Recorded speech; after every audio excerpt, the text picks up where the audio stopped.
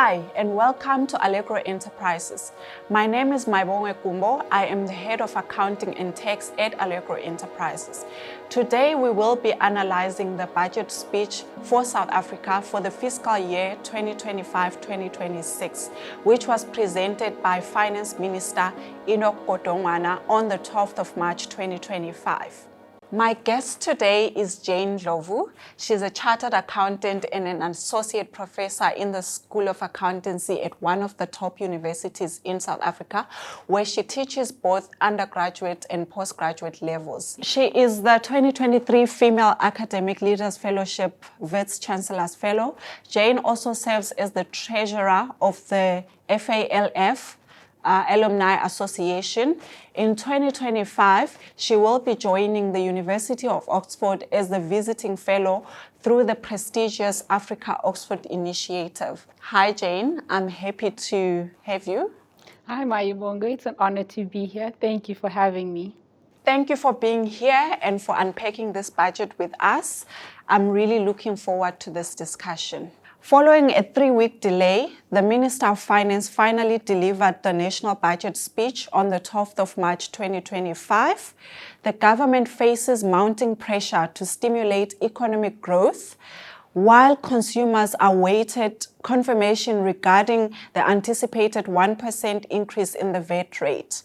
What are your comments on government's efforts in balancing its objectives with the needs of the taxpayers? The delayed budget speech highlights government's difficult task of balancing taxpayers' expectations with economic recovery. Over the past decade, South Africa's GDP growth rate has been sluggish at an average below 2%. To stimulate economic growth, 4 things are needed: lower interest rates, increased investment in infrastructure, price stability, and structural reforms. All of these initiatives require significant funding, and this fiscal constraint was one of the reasons why the budget was delayed. Securing additional financing was not a viable option. This is because South Africa's current debt burden is already unsustainable. Further borrowings would only have increased the debt servicing cost, and it would have heightened the risk of a credit rating downgrade. The government did consider raising personal income taxes, but ultimately this was dismissed because of the narrow tax base and the financial strain this would put on middle and low income households amid rising living costs. Would you say an increase of 0.5% in the VAT rate from the 1st of May 2025 and another increase of 0.5% a year later is justified, given the already high cost of living? And how does the new rate compare with international benchmarks? And what does this mean for South African households and businesses? The VAT rate increase was received with mixed reactions. On the one hand, government views the increase in the VAT rate as a necessary measure to address the fiscal challenges and to generate additional revenue.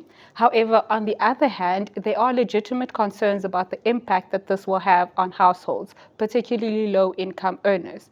With inflationary pressures and rising cost of essential items, any increase in a consumption tax will place a financial strain on consumers.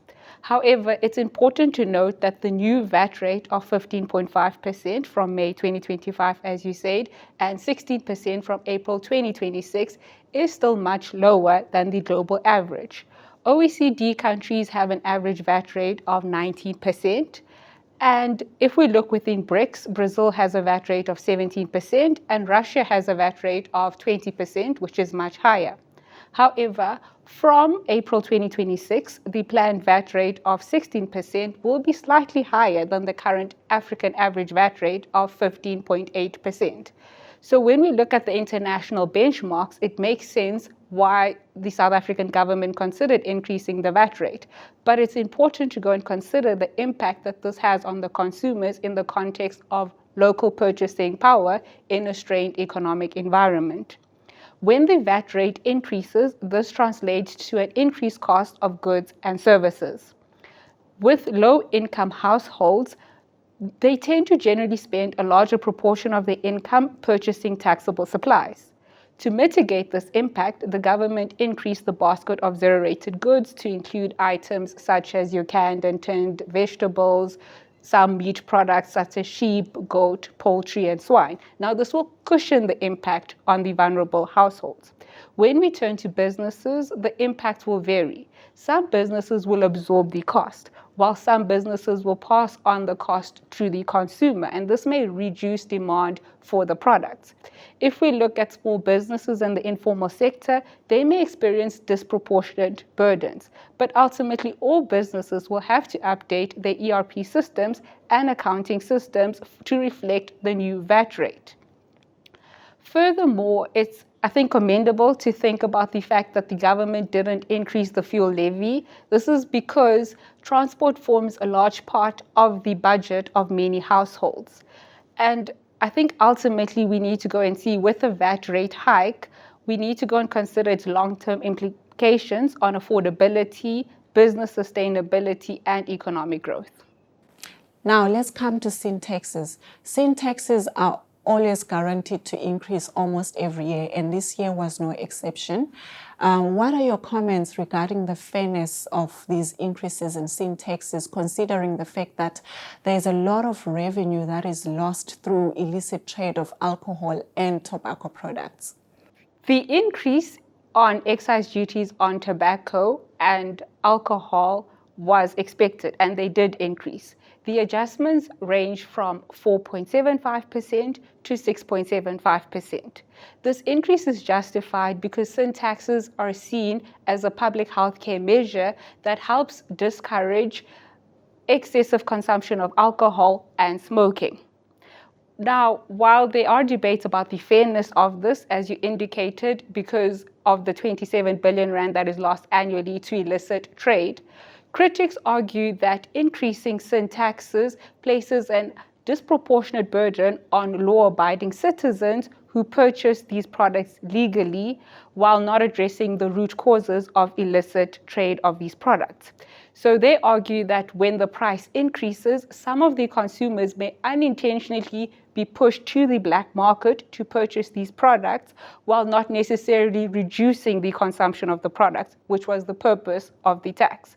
However, proponents argue that the tax increase is justified, and this is because we are offsetting the public health care costs that are associated with smoking and alcohol abuse. Now, let's examine some of the key tax rates that remain unchanged. The first one being personal income tax. I'm sure a lot of the people that are part of the working class were expecting to see what changes would be made. Fortunately, none were made. And then the second being corporate income tax rate, that remained at 27%, and withholding tax on interest and royalties, that remained at 15%. Sugar taxes also were not changed, and dividends withholding tax also remained at 20%. What are your comments and what were your expectations? No major changes were expected because we've seen adjustments in the past few years. With regards to personal income taxes, these remained unchanged to maintain employment and also to go and promote savings. Now, while the tax rates for personal income taxes remained unchanged, there were no adjustments to the tax bracket to account for inflation. This means that some taxpayers may experience a bracket creep, which happens when increases to their salary moves them to a higher tax bracket. And this will increase the tax burden on the taxpayer because their real purchasing power remains unchanged, but they're paying tax at a higher tax rate. With regards to corporate income tax rate, it remained unchanged at 27% because it is still higher than the global average of 23.51%. With mounting pressure, financial pressure specifically on businesses, and declining profitability, any increase in the corporate tax rate would unlikely have generated major revenue stream for the government and would have just put additional financial strain on economic growth in South Africa. With regards to withholding taxes and the sugar tax remaining the same, I think this will help increase investor and business confidence because there is more stability surrounding the certainty of these taxes.